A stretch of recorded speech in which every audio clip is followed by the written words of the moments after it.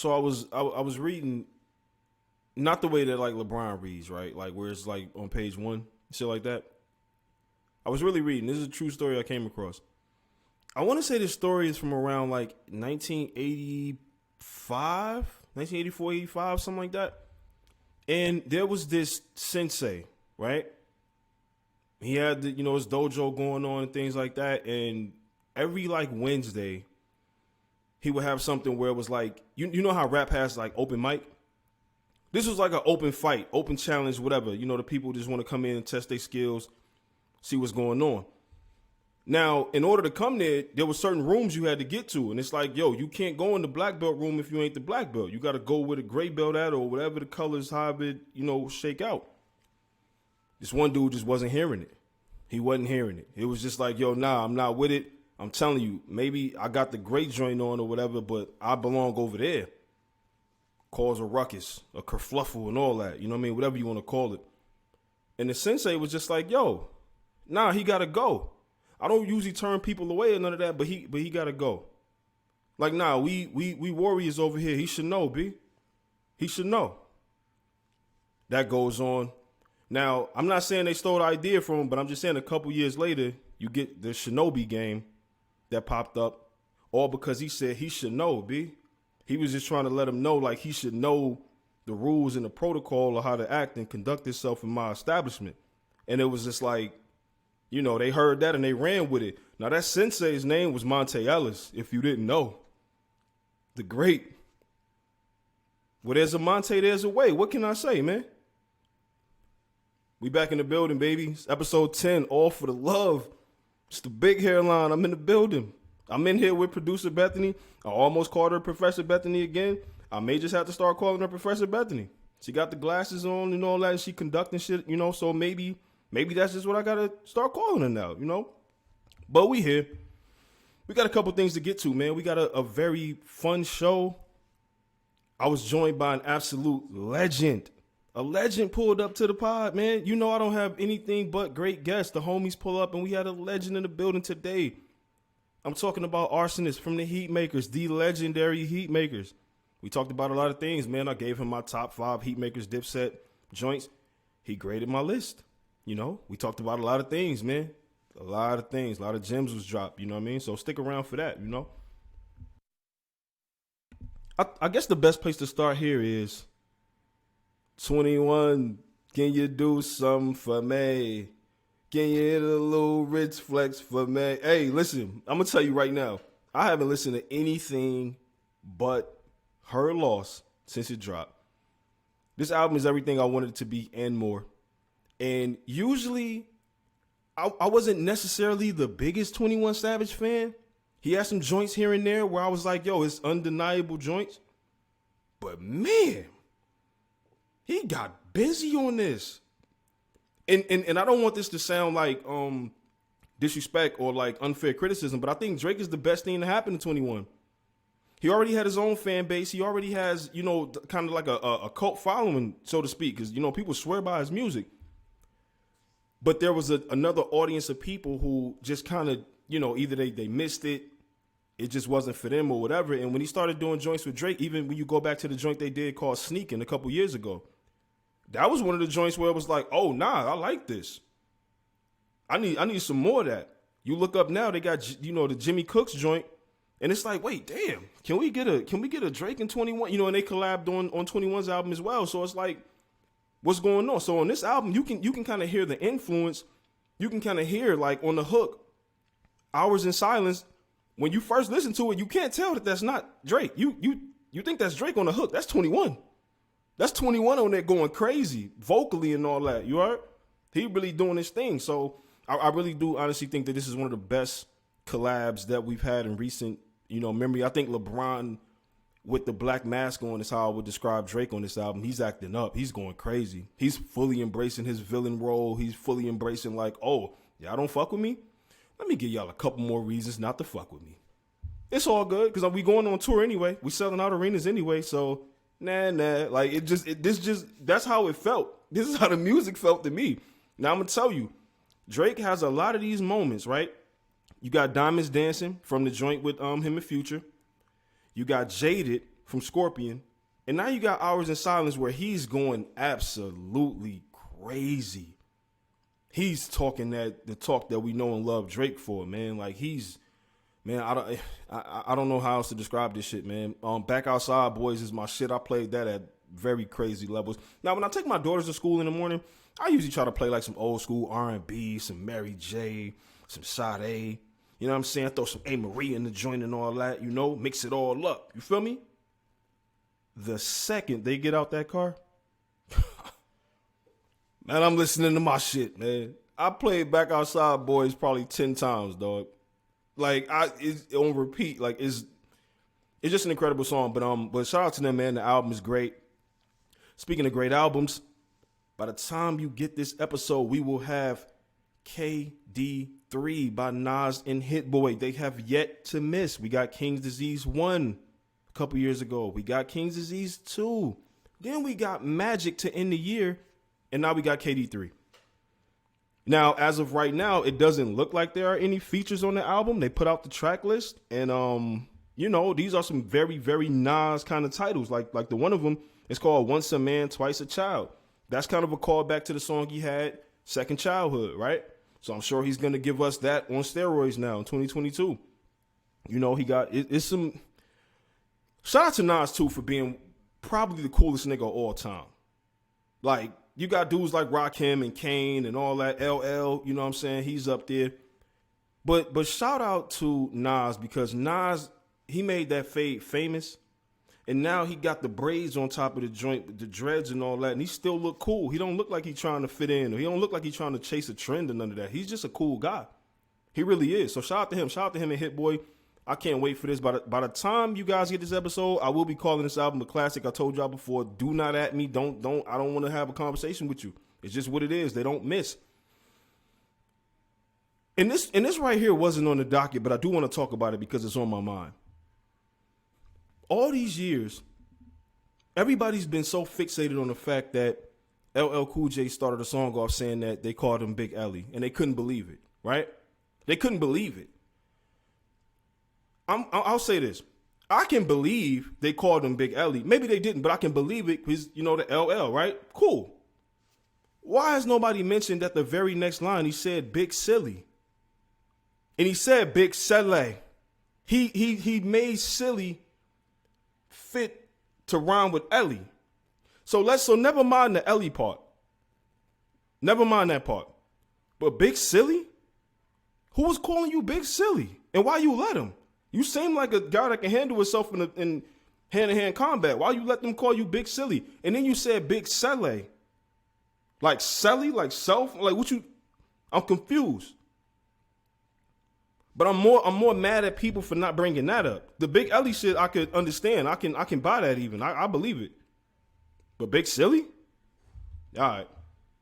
I guess, man. I don't know if y'all want to let that rock. Cool. You know what I mean? I do want to tell y'all about my week just a little bit about my week. It was election day. You know what I mean? I hope everybody got out there to those polls. I hope you voted. Hope you did the right thing, did your duty. I went and got breakfast. I went and got coffee. I pulled back up into my neighborhood. There was a turtle crossing the little road right there and all that. And it was on my heart to help him, help the little homie out. I grew up a huge fan of the Ninja Turtles, and it just felt like this one of the guys right here, this one of the, this gang. And he was, he's moving a little slow. And I was like, you know what? This is a busy area. Let me park the whip, hopped out, picked him up, helped him. You know what I'm saying? Then look, it gets better. So as I'm leaving back out, I see him on the other side of the joint. And I was like, you know what? It's heavy traffic on this side too.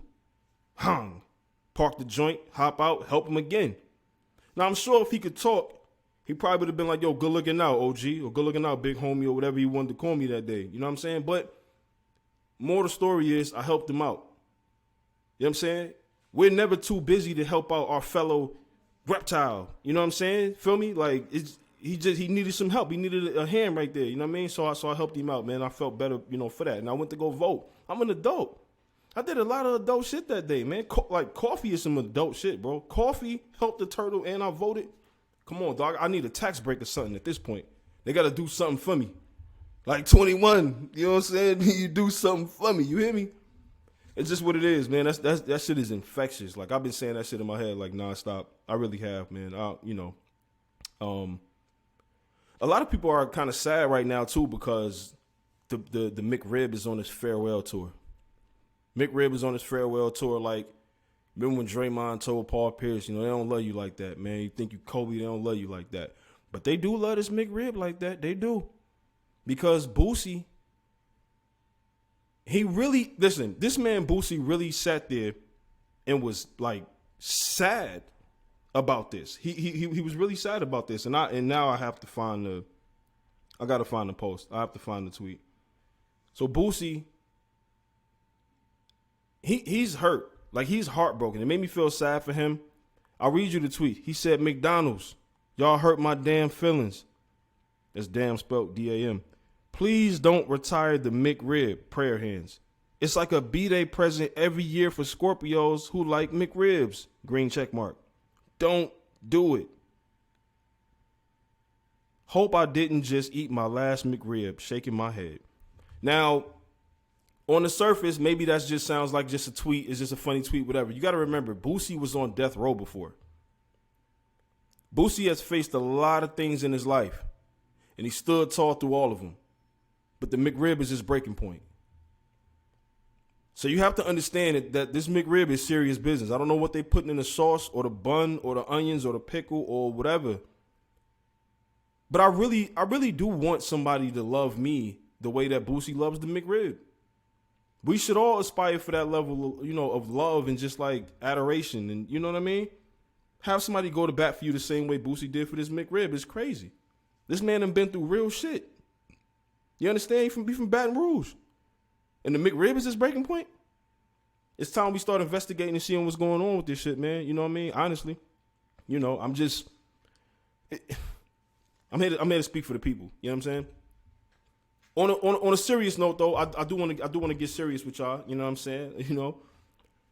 I feel like this whole idea of like checking in or whatever, I think we need to revise it, and I think people need to like really remove the ego from this shit and really just look at it for what it is. Because when you talk about checking in, everybody who you say this to, they always say like, "What you mean checking in? What, I got a curfew? What I got a?" And it's because of how it sounds. So I'm well aware that some things is just how how you say it, how you phrase it, whatever, right? It's the tone you use. There's nothing wrong with checking in, and I wish that our people, black people, the hip hop culture, our culture, will stop letting people trick us out of our spot so much and stop letting people lead us to believe that like, oh, checking in is this bad thing. Oh, you checking in? Nah, you checking in. You checking in because you want to get back home safe. You want to pull up somewhere and know that you good. I know that, I got friends out in whatever, Vegas or New York or Florida or whatever. It's a courtesy. I don't even think twice about it. I'm going to call them. Yo, hey, I'm thinking about staying over in this area. What you think about that? And they'll let me know. Well, if you stay over there in that area, here's the things to look out for. You might want to see if you can stay over here in this area. Oh, all right, cool. Good looking out. That's a check-in. This ain't me calling somebody saying, hey, how much money do you need to let me come to your city? That's something completely different. But over the years, hip-hop artists have been tricked out of their spot because they let people, trick them into thinking that security is a bad thing. Oh, you pussy, you got security. Oh, you checking in, or you soft. Nah, bro, we smart and we men. This is how we gonna move. You know what I mean? Young men, young women, and the veterans in this culture, I mean, that's the way that people move. It's just a courtesy. It's really nothing more than a courtesy. So I really do want us to kind of get rid of that negative connotation that comes with checking in because, like, I really hate to see, people go out here and just try to prove something to somebody, prove something to the internet, prove something to the people in these phone screens. Like, it's really not worth it, man. Seriously. So, just be more careful, be more cautious of the information that you receive and how you process it, because let them feel that way. Fuck it. You want to say I'm soft? All right, cool. I got back home to my bed, bro. That's what's important at the end of the day. I got back home to my family. Cool. Because I called somebody and asked them what's the best food spot over here, and I'm staying over there. Yo, come pull up. Let's see what's up. They know I'm in town. Oh, yeah, go pull up on the homie. Make sure he good. That's a good thing. That's a sign of respect to me. That's a great thing. If I can call somewhere and say, yo, I'm about to pull up. Oh, I bet. We're going to make sure you good. That's great to me. There's nothing soft about that to me. But, I'm old school like that. You know what I'm saying? But real quick, though, man, coming up, right after we pay these bills and all that, we got the legend. Like I told y'all, top of the show, we got Rsonist in the building from the Heatmakerz, man. We talked about a lot of great things. You know what I'm saying? The DipSet days, the first placement, the Wayne shit. It's a lot. It's a lot. So just, stick around, man. Episode 10, All for the Love. You know what I'm saying? Yo, man, listen, as promised, legend in the building, pulled up to kick it. It's All for the Love. We got the legend in the building, Rsonist from the Heatmakerz. What's up, my brother? I'm here, my brother. I'm here, man. I'm happy to be here. Thank y'all for reaching out. For sure, man. Thank you for pulling up, man. Listen, you got back to me super quick. I was like, yo, it was on my heart to reach out. I had to, you know what I mean? Like that He Make a Sound was the soundtrack to my teenage years, and it continues to be that way through adulthood. You know what I mean? So I think the best place to start here would be, what was the first placement? What was the first placement that you got where you was like, oh nah, this is real. Like, we here now.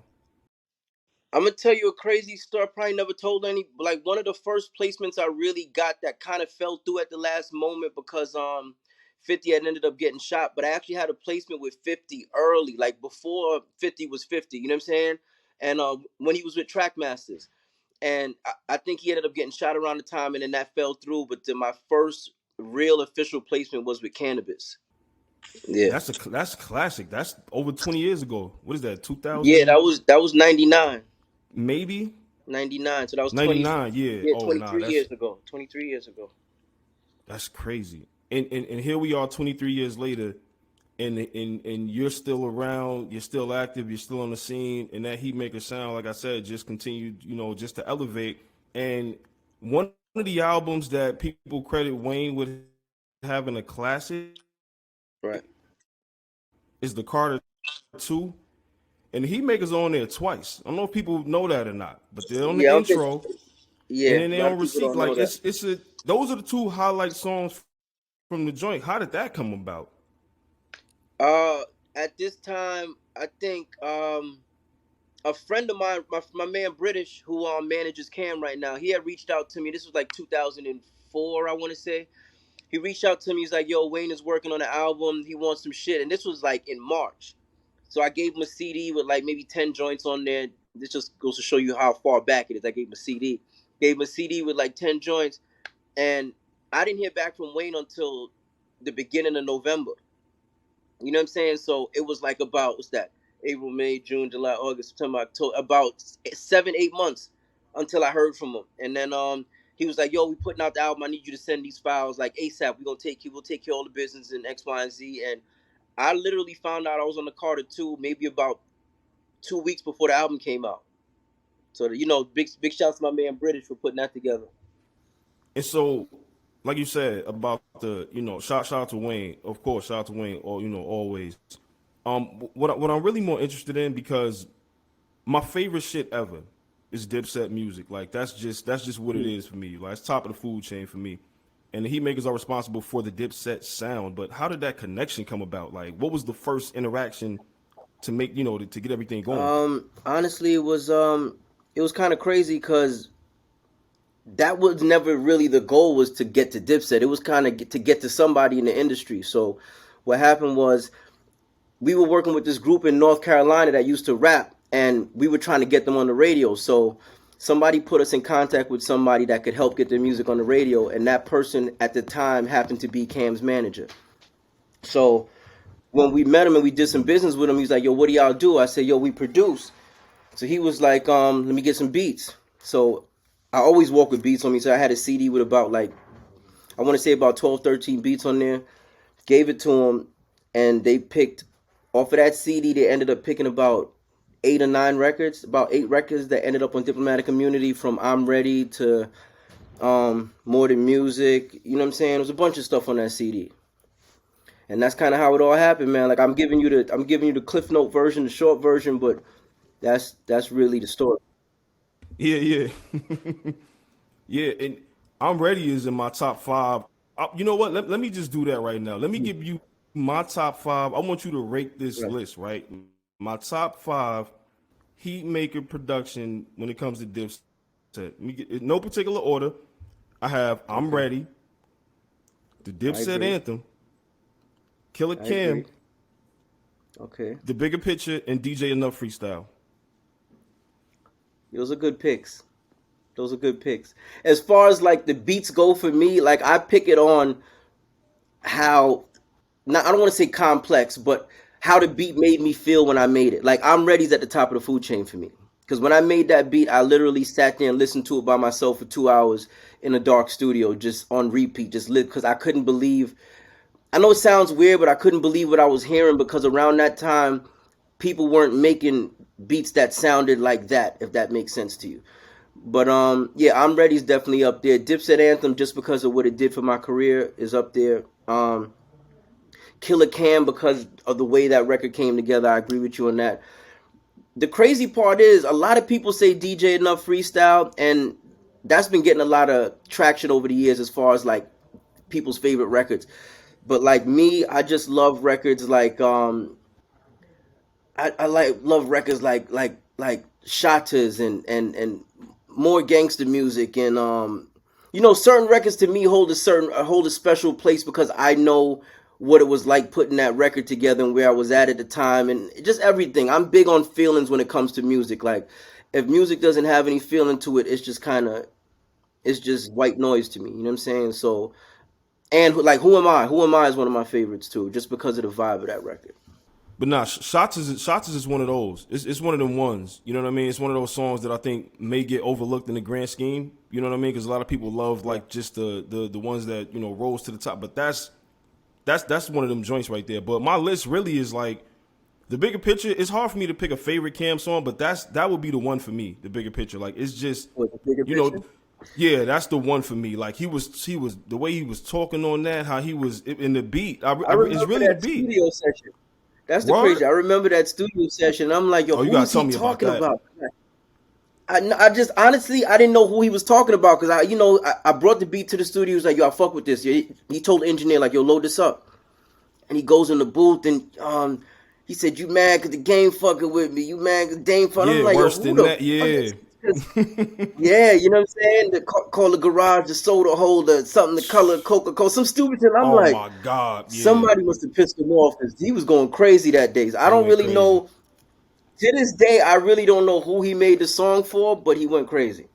Yeah, he was talking, new range, no number. Like he was talking so heavy on that song. I was like, yeah, this is it. This is like peak Cam right here. You know what I mean?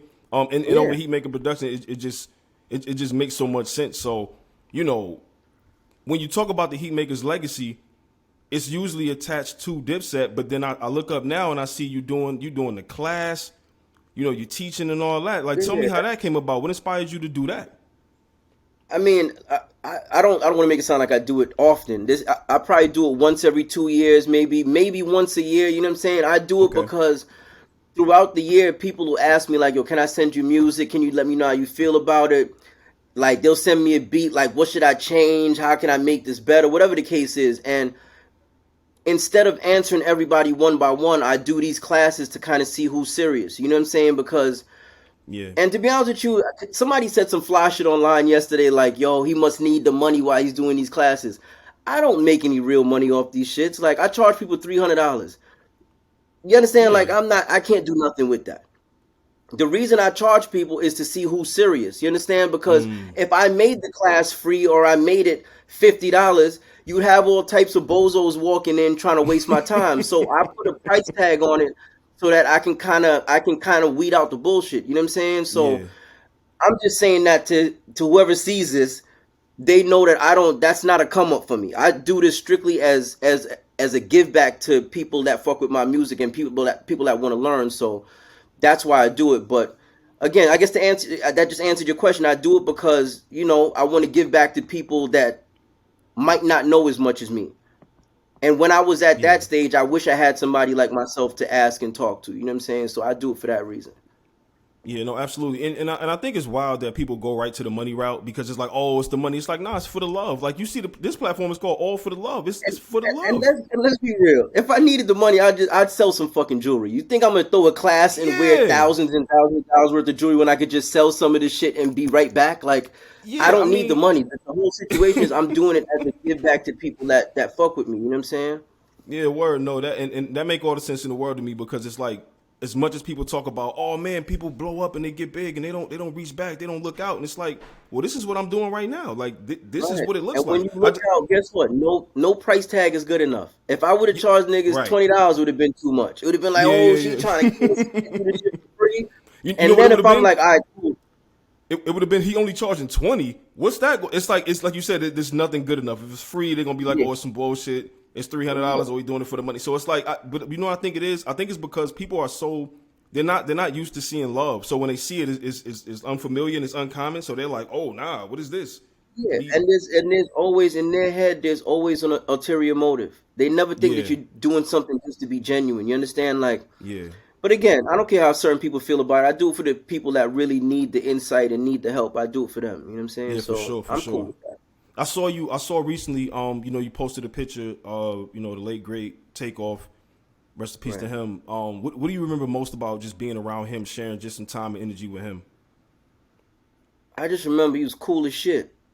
You know what I mean? Like, you know how some artists, they walk into a room, you never met them before, they got a little ego attached to them. Cool, man. When I tell you, like a cool nigga, like I saw him yesterday or some shit. You know what I'm saying? Like when he Hmm. came in the room, it's like he had met me before the way he was acting. He was like, yo, man, I fuck with your music. I used to listen to DipSet coming up. I fuck with your music, but we got to do something. You know what I'm saying? And we Yeah, were supposed to do something for the next El Capo with him and Jim. You know what I'm saying? yeah, We never ended up doing it, but just a real genuine dude, man. I meet a lot of artists, and a lot of them come with that ego, and it was never that. Just cool dude, man. Like real down to earth, laid back. You know what I'm saying? yeah. Just cool dude, man. It's actually it's a shame, man, because I hate to hear shit like that, especially when I know the person wasn't about the bullshit. Right. So And like condolences to him and his family, man. If I know I said it before, but if they watching, man, condolences to everybody that was involved with him because he was a good dude. for sure. And I think that some of the best things to come out right now are those stories that echo your sentiments right there. That he was just a good dude everywhere he went. Like nobody has anything Right. bad to say. It's always like he, lit it up. And so even in that same vein, right? When you say you run into artists and they're like, yo, we got to do something. I came up on your music. Who? Right. I'm sure it's happened a lot of times, but like, who was the one that like fucked you up? That shocked you? Like, oh wait, you listen to the music, or like my music inspired I you? get shocked every. And you might think I'm lying to you, man. I get shocked every time. Oh, There's word. not one time I don't get shocked. Like Mac Miller did that to me. Mm, Um, Wale did that to me. Um, Jada Kiss told me I'm on his bucket list. We got to work together. But you know what I mean? yeah. Like no matter who says it, I get surprised because in my head it's like I'm just still a kid from the Bronx that was making beats in his mother's basement and happened to come up. Mm, I don't look at myself like I'm different from this dude or that person. I'm still humble in that sense to where it's like I'm appreciative of everything that the game has to offer me and what other people say about me. I really like I appreciate the good things. You know what I'm saying? I don't yeah. overlook anything. I don't care who you are. It don't got to be coming from an A-list celebrity. It could be coming from somebody on the street. I'm still humbled and surprised every time. You know what I'm saying? Like when you reach out to me for an interview, I'm humbled and surprised. You know what I mean? Like I don't take any of Yeah. this for granted because people don't have to care about you. Or they don't have to pay attention to you. Or they don't have to tell you they fuck with you. So like I love all of that, man. Like I never look at it as like, yo, I don't want to do that today. I can't believe he asked me for an interview. I'm busy. I'm not like that. I'm Yeah. appreciative of everything that comes my way, including this. You know what I'm saying? Yeah. No, I can definitely attest to that because like I said, you were nothing but, what I mean, genuine and like, yo, let's do this. Let's do it this day. Let's do that. So I Right. definitely appreciate it greatly. So would you say that your upbringing, where you come from, the Bronx, maybe like even your family is responsible for you being able to exist in this humility and not be jaded by the game and by the stories and things like that shit that might have happened to other people. Um. Yeah, and it's no fun being a dickhead, man. Like, let's just keep it real, man. Like, it's nobody wants to be around you. Nobody wants to chill with you. That shit is no fun. It's like people will tell you they do it for this reason, they do it for that reason. I do it just because I don't know how to be no other way. Mm, You understand? Like, if you hit me and ask me for something, what I look like ignoring you? yeah, When it takes 2 seconds to be like yes or no. yeah, You understand? Like life is simple to me. I don't believe in complicating simple shit. When it's simple, let's keep it simple. When it yeah, needs to be complicated, let's figure out a way to simplify it. I don't like to complicate anything. So if you hit me, doesn't take me nothing to hit you back in 2 seconds. So I'll do that. Yeah. And then we'll take the conversation from there. If you say something I like, we'll move forward. If not, we won't. It's really that simple. So again, I just live by that, man. I try to keep my life as simple as possible and not complicate shit. It works the same way with the music. When I'm making music, I try not to complicate my thought process. Yeah. Keep it simple and get to the point. Whatever comes out, and we good money. We move on to the next one. I'm not about to complicate something that I love. You know what I'm saying? Yeah. I really wish more people would hear this message and adopt that way of thinking, because it's like it could all be so simple. It really could. What Lauryn Hill said, it could all be so simple, but you rather make it hard. Like, come on. It's like, look, perfect example, right? Like, while we sitting here, there's some shit. I mean, I'm not gonna get into it, but there's some shit going on in my family and shit. My sisters are calling me going crazy. It's not that serious to me. You understand? Everybody's alive. Everybody's breathing. Everybody's good. Nobody's sick. What are we yelling about? I don't even like to raise my voice. Yeah. Why? Yeah. You understand? Like, why am I raising my voice? It don't feel good in the spirit to get loud and do all that. At the end of the day, everybody's alive. Nobody's dead. Nobody hurt nobody else. Nobody, you understand? Nobody really disrespected nobody. A lot of shit can be solved by just not speaking to the other party anymore. That's simple. You understand? Like, I have no problem Xing somebody out my life. I've done it year after year. Yes. And I sleep like a baby every fucking night. You understand? And I think if more I would even say because you get certain people out your life, it's like, no, I'm gonna sleep better tonight knowing that I don't gotta look over my shoulder knowing that this person is around. They can't deal with that. They can't deal with that because they look at it like, how am I gonna have access to this guy if he's out of my life? Like, even if I'm tormenting his life, I need to be involved. I'm not with that. Nope. You understand? I don't even have to change my number. Like, my avoiding game is top notch. There you go. It's been like that for years. So, yeah. But I let them know first. I don't avoid somebody. Right, but I'll tell them first. I'm not just gonna dodge somebody and they don't know. I'm gonna tell them like, yo, listen, we cannot deal with each other no more because you only cause me stress. We can be cool from afar. If I see you, I'll say what up. We keep it moving. But as far as you calling me on an everyday basis, let's not do that no more. Yeah. Simple, man. For both of us. I keep my life simple that way. Right, I keep my life simple that way, man. I've been good ever since. I love that.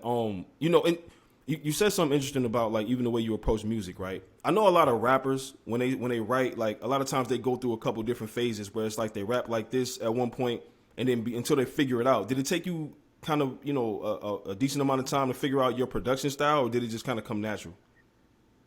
I think it came natural because I didn't have time to really get nice. Like, by the time I started learning the equipment, I had artists to give music to already. It wasn't like I wasn't one of those starving producers that had to wait around for years to get his shot. I got my shot literally 6 months in.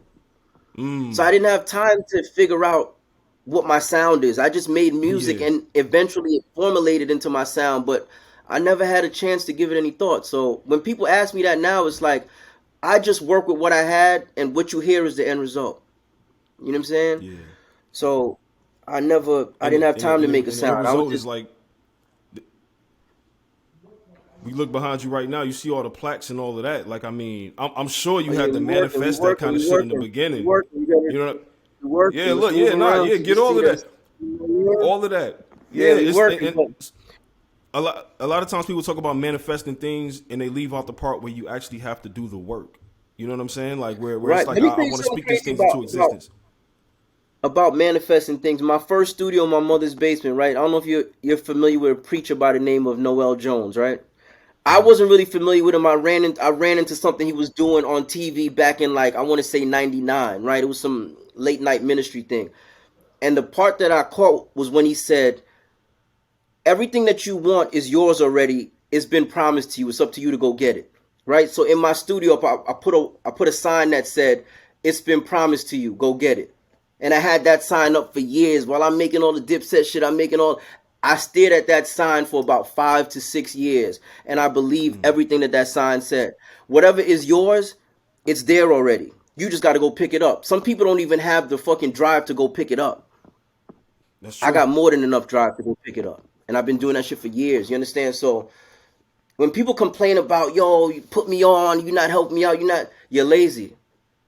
You understand? This isn't 20 years ago where you didn't have access to the whole world at your fingertips. We have the internet now. If you don't have money now, you are useless. You understand? Like, it is what it is, man. Can't And that's get what people paid. don't The earth understand too. this I say this shit big. all the time. Worthless kid. People get right.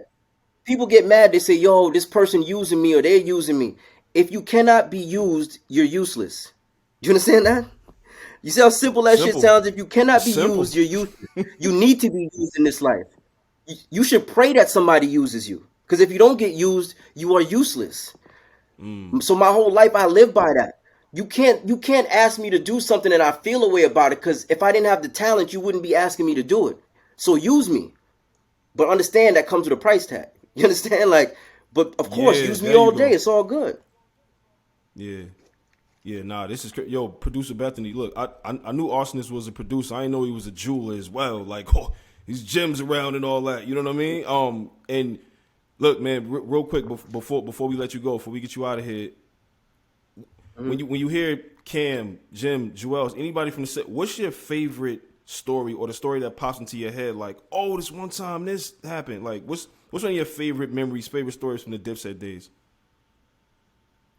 Um, I remember a studio session in Sony where I walked in, and this was like I forgot what room it was. I think it was like they called it the E room, whatever was downstairs. So I go in there, and like most Dipset sessions, it's a bunch of dudes in the studio. A lot of dudes I don't know, some I do know. So I'm in the studio where Jim is recording at the time, and there's a dude in there that I don't know, but I'm assuming that's Jim's man or somebody else's homeboy. And Jim is recording something, and the dude hits the button, and he's like, "Yo, Jim, man, give me some more effort than that. Yo, you slacking on the little some shit," he said. And Jim was like, "Yo, whose man is this?" And I'm like, I'm looking around, I didn't know, and I think Zeke was in there too. And Zeke was like, and before Zeke could say anything, homeboy grabs the computer and rips it off the desk. So now Zeke grabs some shit that's in the side of the studio, like, beats the nigga across the head with it. Jim, they're dragging him out the studio, right? But here's the funny part: he's there with his man, and when his man saw him getting beat up, his man started beating him up too, so they wouldn't think that they was together. So Yo, his man beat him all the way to the elevator till they both got on the yo, elevator and left. nah. Yeah, that was one of the craziest nights. I remember that night was Yo, kind of crazy. But nah, that his man made a there's more real business stories, decision. man. That's crazy. Nah, that's crazy, man. Say that again. I said his man made a business decision. Now, like in football, when they be like, nah, he Oh ain't yeah, go for that tackle. He made a real yeah, business decision right there. yeah. That's crazy. That's He crazy, had man. to. Damn, man. Look, I genuinely appreciate you. Again, like I said, my platform is called All for the Love, and it's about giving flowers. I want to tell you right now, when you talk about like Mount Rushmore producers and what your sound means to me, that you're very high at the top of that list. Like, Thank you, my brother. it's Thank you, for man. me personally, for my sound, it's Alchemist Heatmakerz. 1A, 1B. There's no 1 and 2, none of that. It's right there with it. It's Um, love, man. for real, man. It's a lot of music, and this is like one of those bucket list things. I know people say that kind of shit just can pass and whatever, but it's one of those bucket list things for me, man. Like if you would have told the younger me that I was gonna get a chance to talk to Rsonist from the Heatmakerz one day, I wouldn't have believed you. I wouldn't have believed you. There's no way. You know what I mean? So I do want to appreciate you for, Yeah, man. We man. here. Yeah, nah, for real, man. Definitely, man. Thank you a lot, my brother. I appreciate you, man. For real. Thank you for having me, man. Both of y'all, I appreciate it. And if you ever need something, man, holler at me. I'm here, my brother. Thank you, man. Thank you, my brother. Yo, man, listen, shout out to Arsonist again, man. My brother, he pulled up. Again, like I told y'all, this platform is called All for the Love for a reason. It's just for the love. There's nothing else involved. This ain't no politics. This ain't none of that. It's just a healthy hairline and, some good talk for you. You know what I mean? And just to kind of wrap this up, man, before we get up out of here, I do want to expound on something he talked about, and it was about keeping it simple, and especially as it pertains to like family. You know what I mean? We're still people at the end of the day before there's a title attached. Before you're somebody's brother or sister or mother or father or friend or whatever, you're still a person. You're gonna go through things. You're gonna go through things with your people. It's important to keep those people close to you and keep those people safe and feeling comfortable with even just your words. You have to let these people know what it is. Y'all might not always see eye to eye. You're not supposed to. But in those moments where there's confrontation, that's a learning experience for both parties involved, and it's room for growth.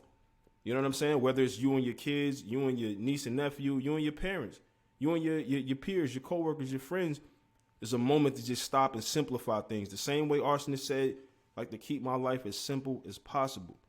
There's genius in simplicity. You remember when Hurricane Chris said he was in the club and it was so hot he ain't had no shoes on? And remember when he said he was in the DJ booth taking pictures with, you guessed it, the DJ? Simple. That song was a hit. It's genius and simplicity, man. It always has been. It always will be. The more you can simplify these things, the more that you'll see that life really is simple when you put love first, man. Honestly, when you operate from a place of love for somebody, you have to let that be known, because that's the foundation that you can always come back to. Your friends should be able to pull you to the side and check you when you wilding and say, hey, man, listen, this ain't you. You wilding out. You talking kind of crazy. You doing X, Y, Z. You treating people this kind of way. Because you're operating from a place of love. Because if they didn't love you, they'll let you just crash out and do whatever. And they'll laugh at you behind your back. But people that love you, they'll tell you that. And they'll show you that more than they tell you. Now, sometimes you might not be ready to receive that lesson. You might not be ready to understand what they're trying to do for you. But give it a minute. Give it a couple weeks. Give it a month. Maybe give it a year even, if that's what it takes to bring y'all back, to the center. And then you finally understand, like, oh, this is what it's about. Not a lot of people operate from a place of love. A lot of people operate from a place of, opportunity, money. Oh, it's something up. I can get something out of this. Nah, when you operate from love, you're going to sleep better. I promise you will. I sleep like a baby. Look at my hairline. I'm not stressing when I operate from a place of love. I tell you that all the time. Y'all might think I'm saying this to brag, but I'm saying this to let you know it's obtainable, it's achievable. You can see it. You know what I'm saying? It's right here for you. You know what I mean? But that's my gem for the week for y'all, man. You know what I mean? I do want to put together a playlist, but not the typical playlist, not just the typical, just whatever. I want to give y'all something on some, like, the shit that I was listening to on, like, MTV back when I was, like, in middle school, man. You know, those, like, 2, 3 in the morning when they got those 4 or 5 hour blocks of music, and it's the rock and roll shit coming on and all that. I might give y'all some of that. I may mix some Nas in, but then I may mix in some of that alternative rock and all that type of shit. You know what I'm saying? So, yeah, man, listen, in the meantime, between time, man, all of the social media, the YouTube, everything will be in the description as usual. Shout out to producer Bethany for everything that she does. The crisp audio, the good video, all the clips and all of that. All praises due to Queen B. You see her in public, I tell y'all this all the time. Just throw her a nod, throw the deuce. You know what I mean? Throw her a quick, yep, like just something like that. Don't approach her. You feel me? Will not advise that. But yeah, man, listen, till next time, man, we out.